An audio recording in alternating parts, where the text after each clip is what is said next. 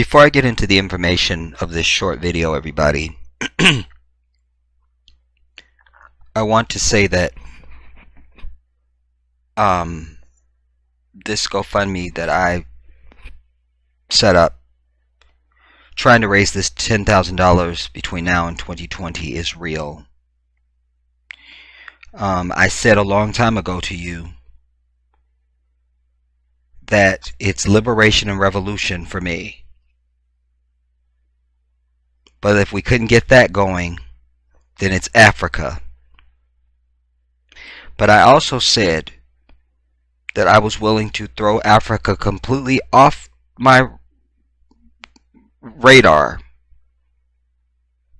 if I saw we could get traction and movement here. I've been very consistent. So it's Africa for me. I've known the calling for a very long time, but certainly the vibration began to get louder and more intense and urgent right about 2015, 2016-ish. I want to say 15. I think it was 2015. And I really think that my people need to understand that they need to be thinking seriously about getting up out of here. America is in decline. You understand? It's about to be no more. But more than that, white folks have lost their entire mind. And we don't know which ones, if there are good ones. We don't know who they are or if they exist. We don't have time for that. You understand? We just don't have time. It's like you trying to evacuate people off a plane, but some chick's trying to get her purse. We just can't get to your purse right now. We just can't do it. We got to get off this plane. You understand? So I'm asking my people from my heart to donate what you can and what you will. There is no donation that is too small, and there is no donation that is too large. And no small donation is any different than a large donation. They are of equal value in the eyes of the Creator, because they both came from a place of purity that you gave because you wanted to give. You understand? Please don't not donate because you don't want to see me go to Africa, everybody. Don't be selfish like that. Like if I have to crawl to Africa, I'm going. Because for me, it's more than... This is a calling on my soul. Do you understand? This is the land in which I want to die.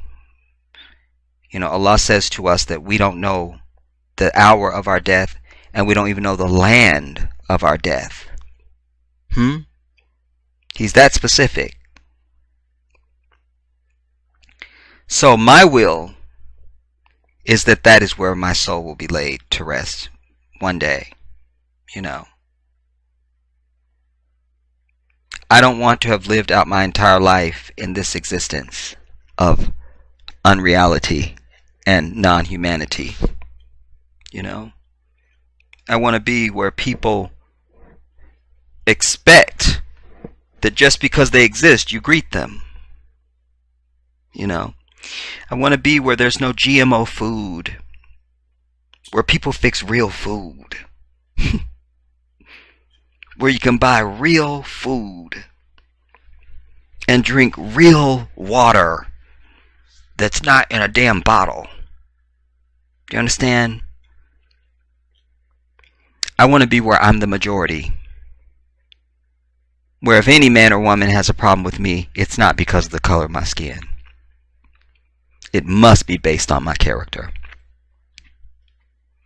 And because I'm someone of high character, whose character is usually beyond reproach, I think I'll get along just fine. But I also am desperate to be married and have children. You must understand.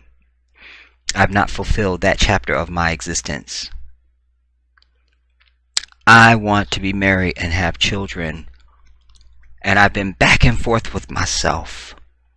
If I could find me a Betty Shabazz here, or a Coretta Scott King, or somebody, or a Merle Evers, you know what I'm saying, one of them down sisters that's behind that revolutionary, yeah, you know, that would be my dream. That revolutionary sister that's just down for the cause and down for her man, you feel me? But I know Africa is on my neck. And I feel like I know, and I don't just feel like, I know it's unfair of me to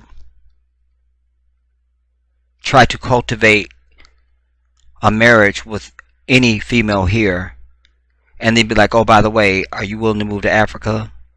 But her roots are here, she's got family, you know, and you can't just rip people away from their, you know, like, that's not love to me. That's not love. Love is, I want, part of the long list of what becomes the expression of love is I want absolute happiness for you. So I'm not going to tear you away from your people and your family and your all this. Nah. You know? Unless she's like me and she's like, I've been waiting to get about this piece. I'm done. You know? But I don't know what the odds are of me finding a woman like that, you know? And I also feel like I'll be better off finding an African woman who is a Muslim, because Islam is the largest religion on the continent, you know? So I would have more of a pick. I also know that African women have always taken to me. They love me. They love my sense of humor. They think I'm kind of cute, which I kind of am on certain days, but that's another issue. I just think that I would be in a better, because then I would be more, my heart would be more in the pursuit of that. Because I would feel like nothing could stop me. Like there's no barriers, you know. I'm there, she's there, boom, you know. And you know, in Islam, marriage goes very quickly. Like it doesn't need to be a long courtship. You know, that's up to the woman if she wants it to be, or really both of them, quite frankly. But there doesn't really need to be a long courtship, because what she is most interested in is her rights, you know, that Allah has ordained for her. And then, you know, they want to know if you're a good man, and, you know, usually your community can say for you, yeah, this is a good brother, you know. He goes to the mosque, he prays regularly, he's on his deen, he does all these things, you know. They want to know that, you know. And of course in Islam, we always open our complete financial books for the woman. She can go over your stuff like a Yale auditor to make sure you have what you say you have, so that she has the comfort of knowing she can be taken care of, you know. And that's even if she works, you know. Like she may have her, you know, MBA or whatever, and she makes 6 figures, but that means nothing, because that's not your money. That doesn't even count. It's your money. Can you provide? You see? And if she feels good about you, then it can go very quickly. Like it can be, hey, I'm looking for a wife. Are you looking for a man? And we could do it today. Like done. You see? So that's another reason why I want to move to Africa. And you know, just live out the rest of my life, but also to be a bridge builder and a one-stop education curriculum for anyone who wants to come to the continent. A lot of our people would have already been gone, I believe, if they just had a plan and knew where to begin and what to do. Like, what do I need to do to move to Africa? Where do I start? You know, and I want to be the person that finally lays that path for my people, whether they come or not. You know, and then have some place where you have a destination when you get there and all those things, you know. So I'm asking my people to please donate. You know, I'm trying to raise this $10,000. I've tried to be conservative in my number based on the what I will have on my own, and then also, the currency exchange rate and all that kind of stuff. And, I don't want to come and ask my people for $1,000,000 and just ride the backs of my people. I'm asking for 10,000 because that's what I need. When you consider flight, and you have to have money when you get there, and then I won't have a car, and there's a lot of expense. You have to start your life. I'm not going as a tourist. I'm not going to visit. If I was going to visit, I wouldn't be asking for anything, probably, But when you're thinking about relocating, one of the big things that I've seen from people that have crashed and burned when they got there, one of the reasons was because they didn't plan financially well. They misread what they needed. I've been doing this study intensely since 2014 or 15. I feel like it was 14, but I'm going to say 15 just in case. But I've been intensely studying. I'm aware of the continental politics. I keep up on Africa. And I looked at various countries. Different ones had their own appeal to me. Some more than others. But I landed on Ghana.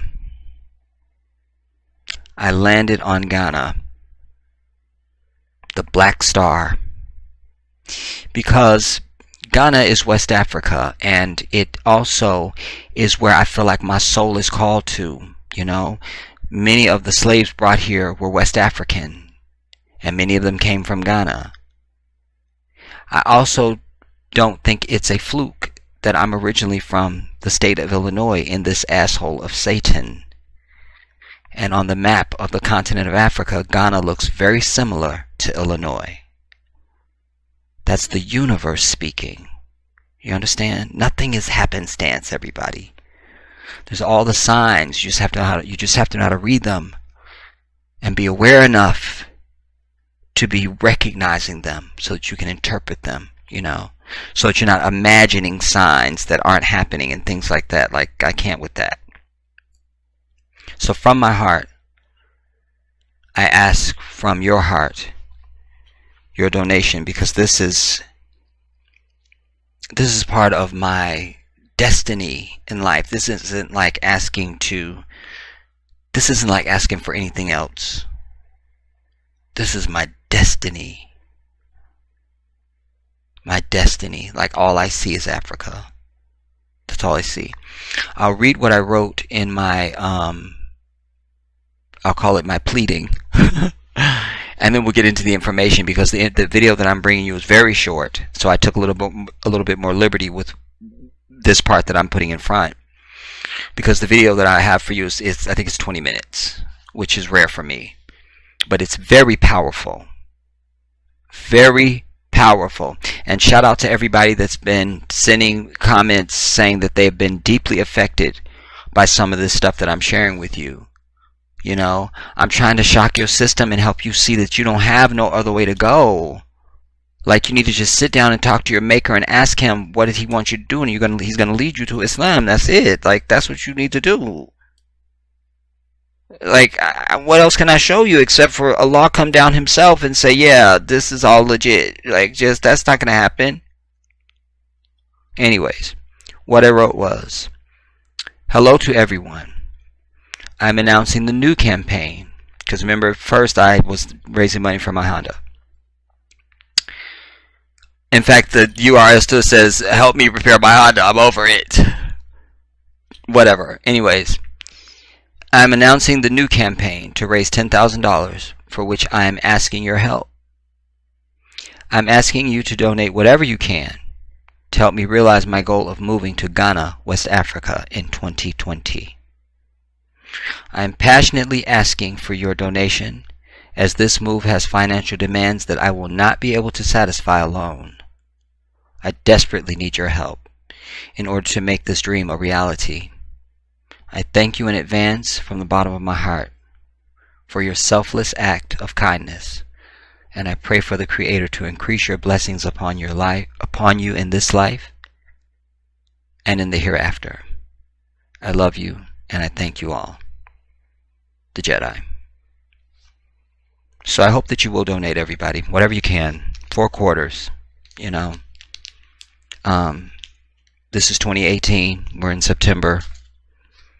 There's time. There's time. There's time. Shout out to Jessica Allison, who donated $10 4 days ago. Appreciate your $10. It matters. I need your help, everybody. That's just the bottom line. I need the help of my people. And so I've mustered up the courage to ask. And with that, let us get into the information of this video now.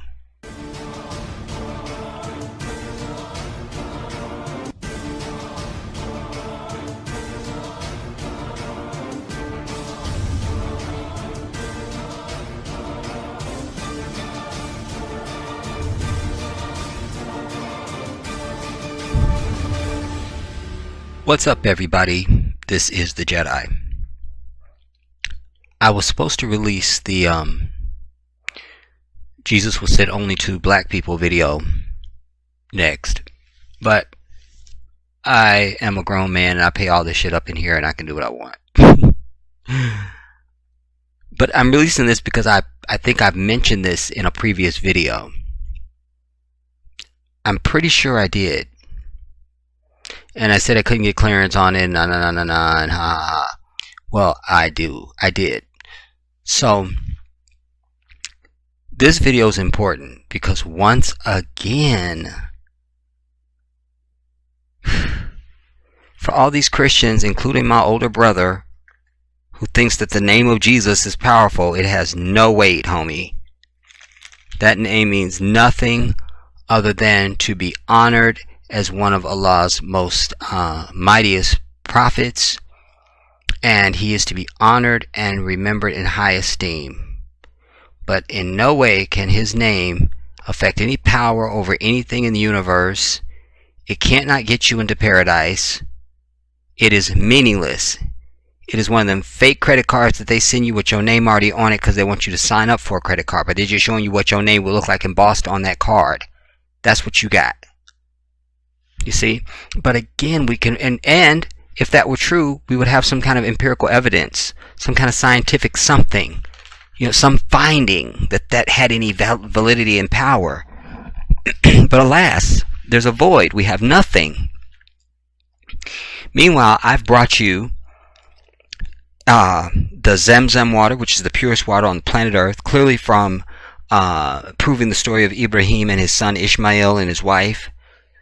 Excuse me, that water still flows today in Mecca. So we can tell you about the story and prove the story to you. In 2018, we can prove that story to you as Muslims. Prove it. Then I brought you how Muslims say Bismillah over everything. Our food, our drink, everything. Bismillah. We always say Bismillah. And I showed you unequivocally with scientific evidence from a third party who is not a Muslim, but indeed a Japanese scientist who is world-renowned, who was astonished to find that when you pronounce Bismillah over just even water, that water becomes damn near as pure as Zamzam water.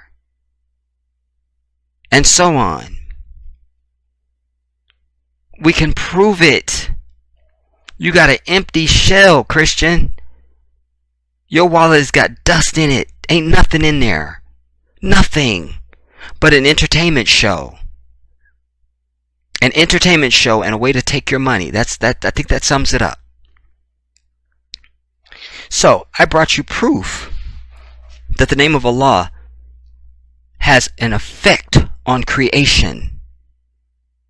Here's another example. I'm bringing this for a couple of reasons.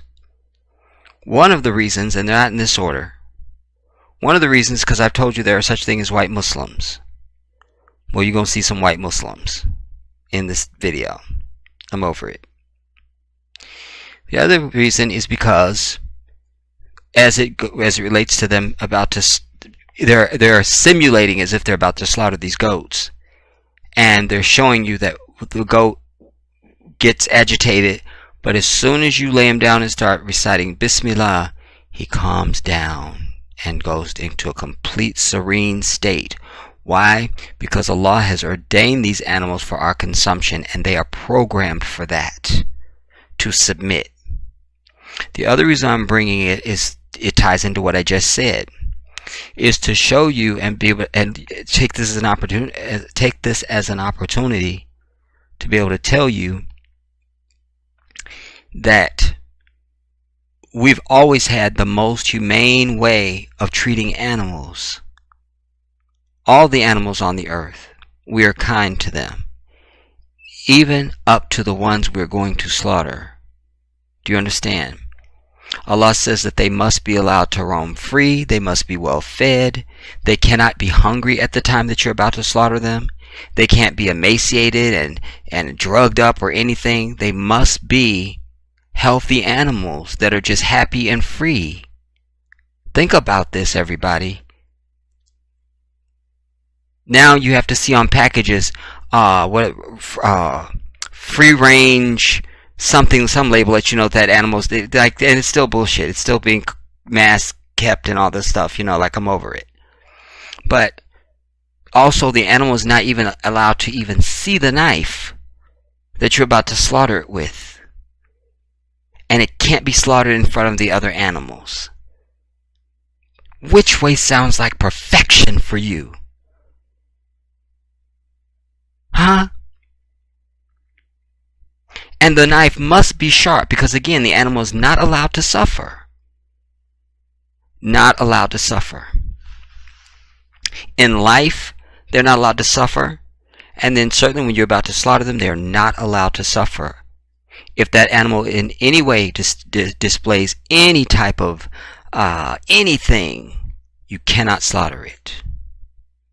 You have to let that one go. Just leave it alone. You see? I tell you, Islam is perfection, everybody. For everything in your life, from morning to night, from birth to death.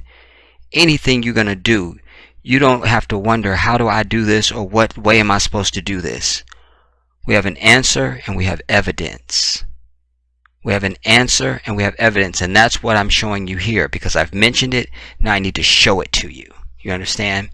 So that you can understand that everything in Allah's creation submits to Him. Everything. And certainly responds to His name. I'm even going to show you a chicken that was out of control. But as soon as they started reciting the name of God over it, that chicken goes into a coma. You could just see it, just dreaming wonderful things almost. You know.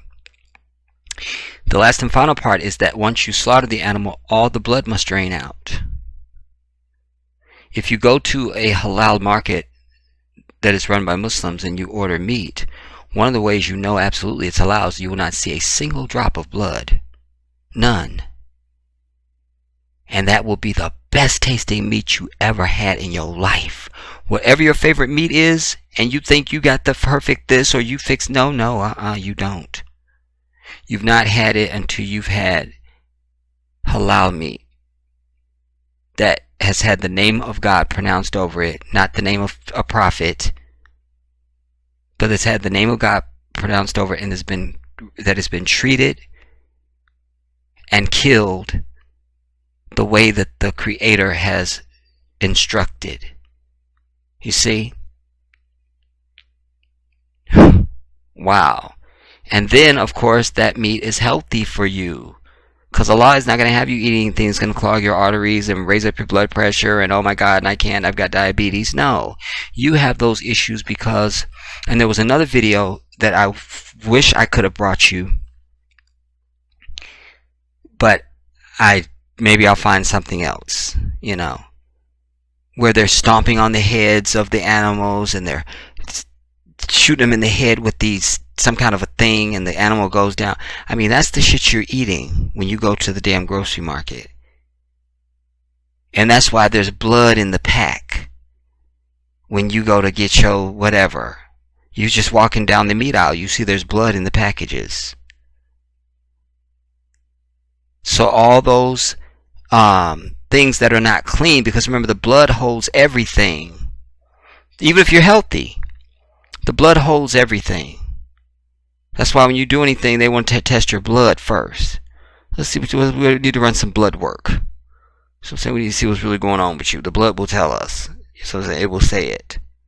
So it's the same thing. So even though these animals have been raised in accordance with the way that Allah has designed and all that stuff, Allah knows best. So He's still saying you got to still drain that blood out of that animal. And if you slaughter it like I've instructed you, and like the Prophet has shown you, you'll be fine. You'll be fine. You see? Man. So let us see this, because I had to get that in because I want you to understand the beauty of how we slaughter the animal. You know, like it's got to be in a state of complete submission. Yeah, it can't be in any state of panic. It cannot see the knife that you're about to use. No other animal can see you slaughtering it. You see? We're gonna take the and you may have to turn up your volume on this, you guys, too. I was too fat and lazy to capture it into my media player.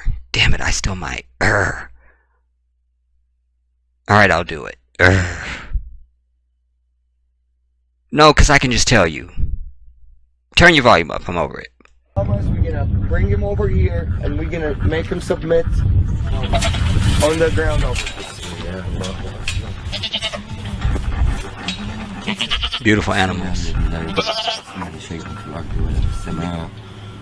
He's already saying it. He's already saying it. I want to go back so you can know exactly when he starts saying it. Right there.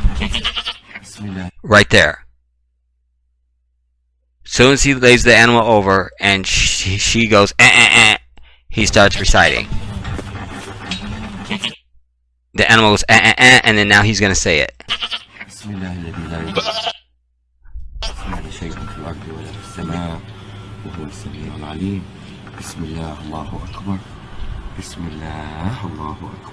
See? He's saying Bismillah, Allahu Akbar. And you can see the animal's just like in bliss.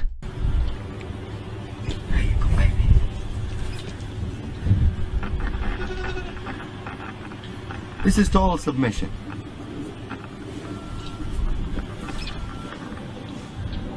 Total submission.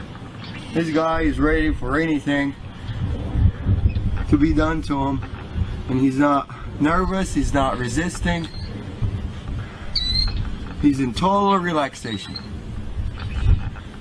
No panic hormones whatsoever.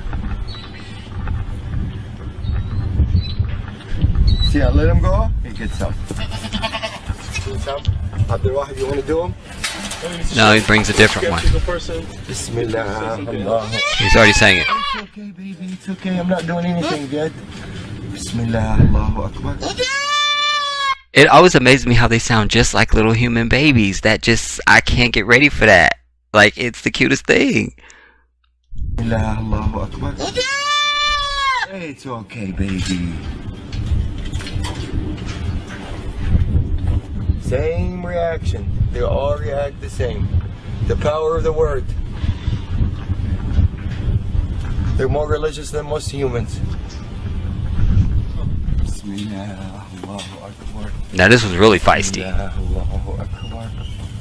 Bismillah, Allahu Akbar. Bismillah, الذي لا يضر مع اسمه شيء في الأرض ولا في السماء وهو السميع العليم. بسم الله الله أكبر. بسم الله الله أكبر. بسم الله الله أكبر. بسم الله الله أكبر. بسم الله الذي لا يضر مع اسمه شيء في الأرض ولا في السماء وهو السميع العليم. بسم الله الله أكبر. Look, بسم الله. that one just, as soon as he heard it, he just started just relaxing. الله أكبر. بسم الله الله أكبر. بسم الله الله أكبر. Total submission. And they will lay there and submit as long as he decides. You understand? My God, everybody. From the water to the animals. These guys had a little... they're coming from a bigger ranchers, so they're a little bit wild. They're not used to be touched and handled by humans. And for them to turn around and just lay down like really in total peace.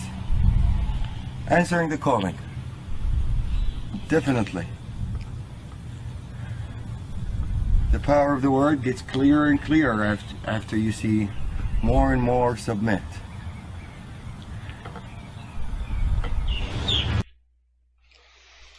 All right. Is it Jennifer Holliday? That is. Says Whitney used drugs before she. Oh well, okay, that's old. Let's see this chicken now, because I thought that would be a good contrast to show here. All right.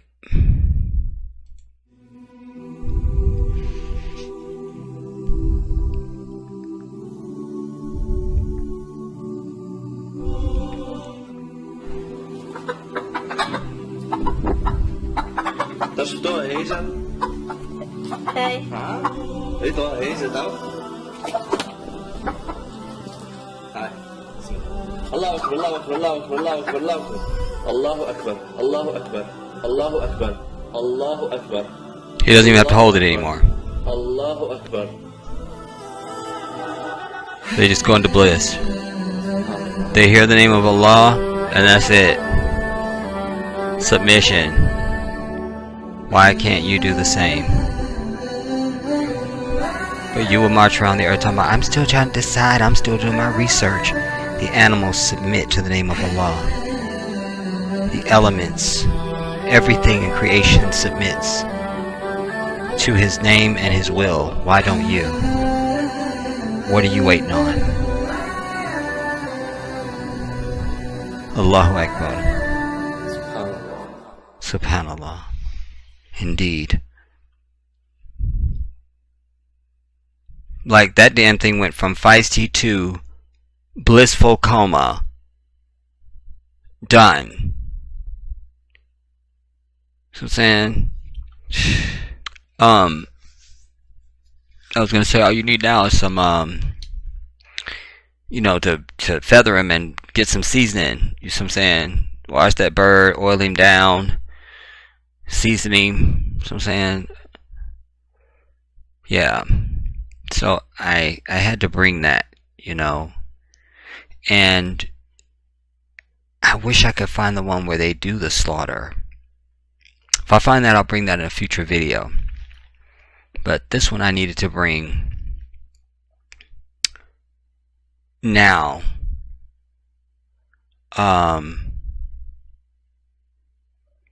Just because of its content, everybody. You know, I just I'm so glad and blessed and honored and thrilled that I am a Muslim, that Allah has allowed me to see the truth so evidently and continues to back that truth up. You know, I can't even imagine what it is to be in the darkness of being a Christian. I can't even imagine it. And who you have to be in order to be that. Like, I can't. I can't. Anyway, I leave this one here. Oh, damn. This is the Jedi.